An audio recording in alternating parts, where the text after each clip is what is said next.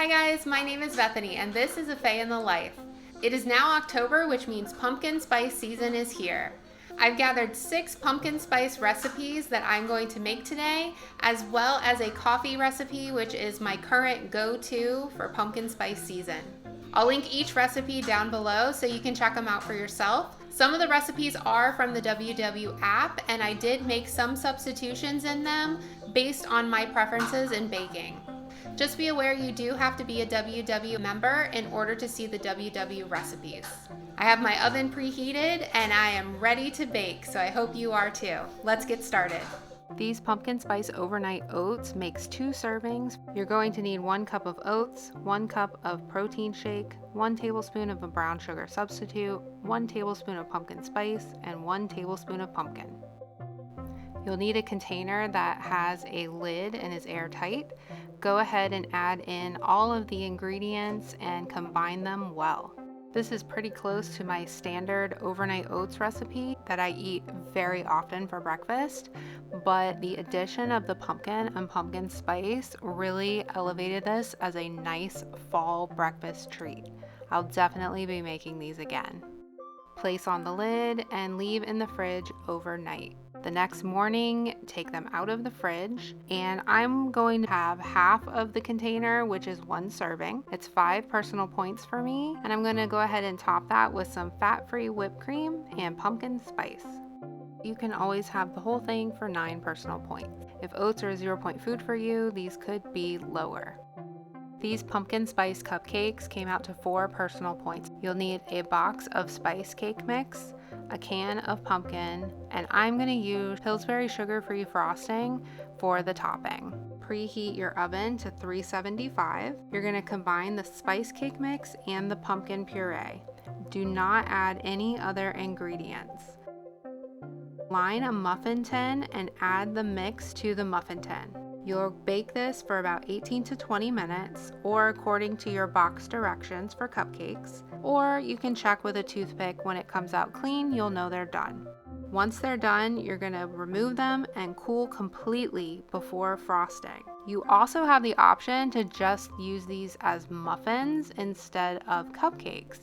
I wanted the added touch of the frosting, which I just took out of the can, placed into a piping bag, and then piped on top of each muffin and then topped with pumpkin spice seasoning.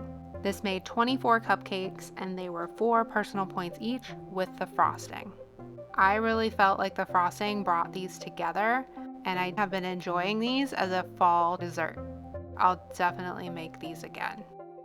This 4-ingredient pumpkin pie is no bake and comes out to 6 personal points per slice. You'll need a 15-ounce can of pumpkin, an 8-ounce container of fat-free Cool Whip, 1.5 teaspoons of pumpkin pie spice, half a teaspoon of salt, 1 tablespoon of brown sugar substitute, and 1 reduced fat graham cracker crust. Go ahead and thaw your Cool Whip in the fridge overnight.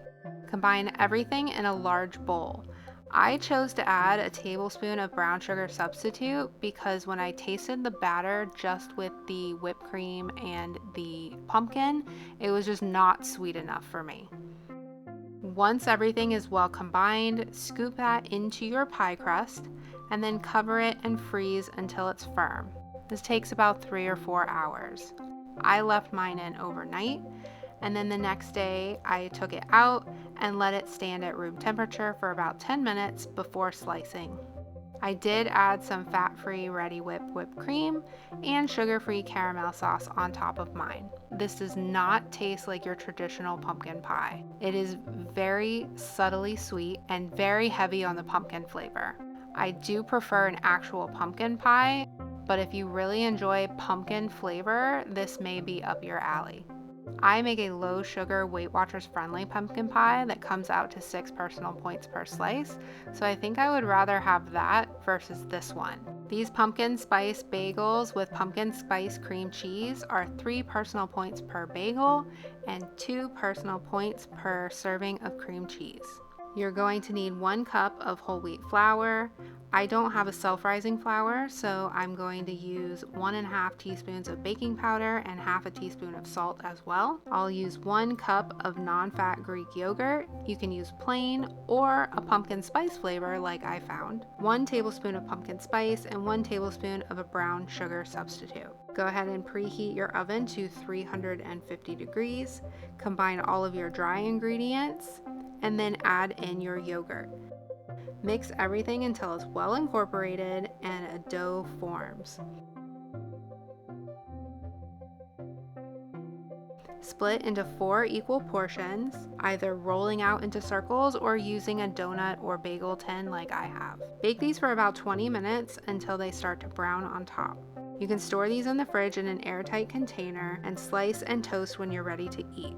For the pumpkin spice cream cheese, I took 2 tablespoons of low-fat cream cheese, 1 tablespoon of pumpkin spice, and 1 tablespoon of pumpkin, and mixed everything together until it was smooth. This came out to 2 personal points each and made 4 servings. You're going to keep this in the fridge in an airtight container until you're ready to use it. In the morning, I would toast up the bagel and then add the pumpkin spice cream cheese and enjoy. If you've been on my channel before, you know that I also enjoyed 2-ingredient bagels for breakfast frequently, so it was really fun to have a pumpkin spice variety and my homemade pumpkin spice cream cheese to go with it.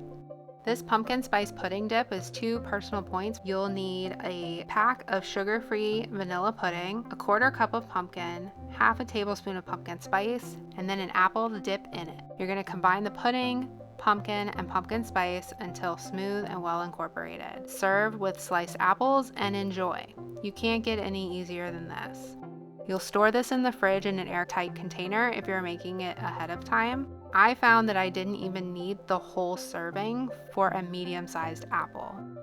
I love coffee, and this homemade pumpkin spice latte is 0 personal points. You can use any cold coffee for this recipe, as well as any low point creamer of your choice. I prefer the Califia Farms almond milk unsweetened creamer. I'm also going to be using Jordan's Skinny Syrups brand of sugar-free flavoring, as well as their sugar-free pumpkin spice sauce. I like to top with fat-free whipped cream and pumpkin spice as well. I'm going to take 3 tablespoons of the almond milk creamer and add 1 tablespoon of the flavoring. I'll froth that with a hand frother, then add in the coffee. On top of that, I'll add the fat-free whipped cream and then top it with the sugar-free pumpkin spice sauce and the pumpkin spice seasoning. That's it. This is my go-to pumpkin spice seasoned coffee recipe. This iced pumpkin bread with pumpkin spice chips is 3 personal points per slice. You'll need 1 3/4 cup of flour, 3 tablespoons of applesauce, half a cup of brown sugar substitute, 2 teaspoons of pumpkin spice, 1 teaspoon of baking soda, 3/4 teaspoons of salt, 1.5 teaspoons vanilla extract, 2 eggs, 1 15-ounce can of pumpkin, and 2 ounces of Lily's pumpkin spice chip. You'll preheat your oven to 350 degrees and grease a loaf pan.